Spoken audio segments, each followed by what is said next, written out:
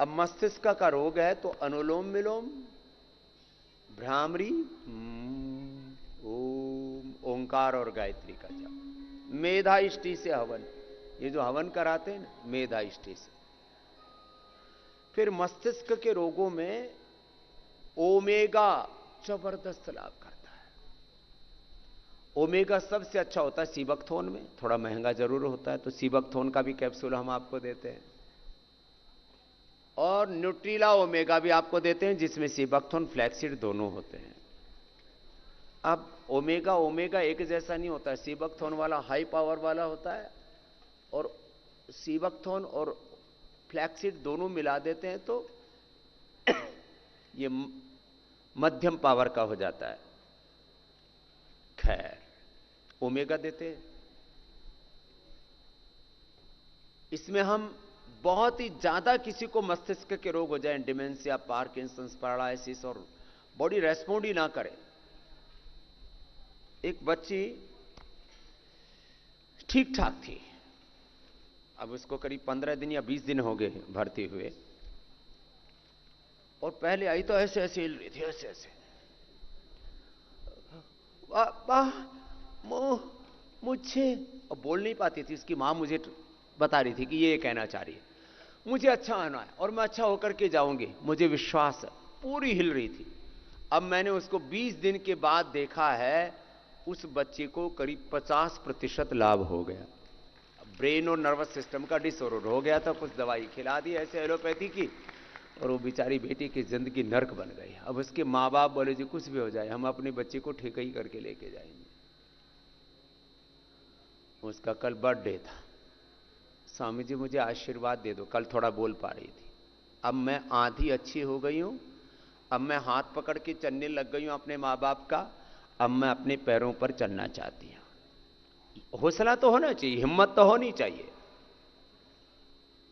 मेधा इष्टि से हवन, ओंकार गायत्री का जप, अनुलोम विलोम, भ्रामरी, उद्गीत, ये तो करना पड़ेगा। अभी मैंने आपको बताया ओमेगा लेना पड़ेगा। फिर आयु प्राइम देते हैं ऐसे रोगियों को, इम्यूनोग्रिट गोल्ड देते हैं, आयु प्राइम या इम्यूनोग्रिट गोल्ड, उसी से काम चल जाता है। मेधावटी, किसी की तो मेमोरी चली जाती है तो मेमोरी ग्रिट भी साथ में देते हैं। थोड़े थोड़े अलग अलग तत्व हैं इनमें, अलग अलग घटक हैं, अलग अलग कंपोजिशन है मेडिसिन्स का। मेधावटी मेमोरी ग्रिट देते हैं, अश्वगंधारिष्ट सारस्वतारिष्ट पिलाते हैं। पूरा शरीर लड़खड़ाने लगता है तो दिन भर उसको मेधा क्वाथ और इम्यूनोग्रिट का क्वाथ पिलाते हैं। बातें छोटी छोटी हैं, एक बात से बात नहीं बनेगी। मेधा इष्टि से हवन भी करना पड़ेगा, मेधा क्वाथ और इम्यूनोग्रिट का क्वाथ उसको पीना भी पड़ेगा, उसी से बस्ती देते हैं। फिर उसी में मेधा वटी, इम्यूनोग्रिट वटी, इम्यूनोग्रिट, मेधावटी, इम्यूनोग्रिट गोल्ड, वो बस्ती भी नहीं देते, गोल्ड तो खाने में ही देते हैं, वो बस्ती भी नहीं देते।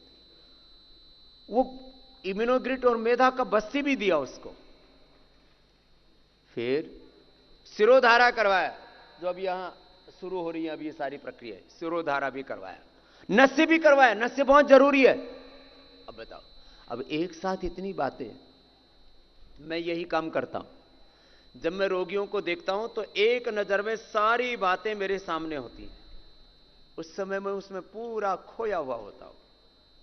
इसका योग तो पूरा लिखा है ना इसके में, यज्ञ तो इसमें लिखा हुआ है ना, इसकी मेधा इष्टि छूटी तो नहीं है, शुगर है तो मधु इष्टि तो छूटी नहीं है, उसकी जो है वातेष्टि, पित्तेष्टि, कफेष्टि, हृदयेष्टि, कर्कटेष्टि, इसकी संतति इष्टि, प्राणेष्टि, इसके शरीर में पता ही नहीं लगा रोग कैसे, प्रारब्धेष्टि, इसकी छूटी तो नहीं है ना, हवन तो नहीं छूटा इसका, इसका कोई पंचकर्म का उपचार तो नहीं छूटा हुआ, इसका कोई षटकर्म का उपचार तो नहीं छूटा हुआ, इसका कोई आहार, इसका जो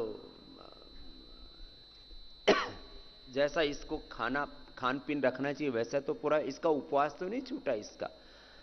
अलग अलग रोगों में अलग अलग उपवास करवाते हैं, अलग अलग प्रकार के कल्प, जलोपवास, फलोपवास, रसोपवास, सोपोपवास, एक विशेष अन्न ही खिलाते, अन्नोपवास। उपवास के अलग अलग तरीके हैं। ये सब हम देखते हैं।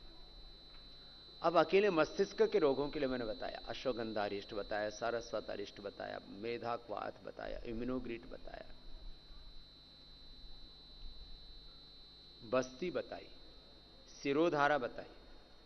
फिर यदि यहां कहीं बहुत ज्यादा भारीपन है तो पहले तो मैं लीची लगवाता था, और अब तो हमारे पास में सींगी के एक्सपर्ट आ गए,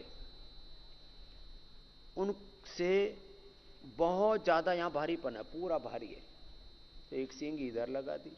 अब इसके लिए बहुत निष्णातता चाहिए, ये काम बड़ा स्किल वाला काम, ऐसे नहीं। वन साइड यदि बहुत भारीपन है, सुन्नपना है, तो एक सींगी लगवा दी या एक लीच लगवा दी, थोड़ा है तो लीच से ही काम चल जाता है। ट्राइजेमिनल न्यूरोलॉजिया है, लीच लगवा दो या सींगी लगवा दो, एक दो में गायब पूरी दुनिया में।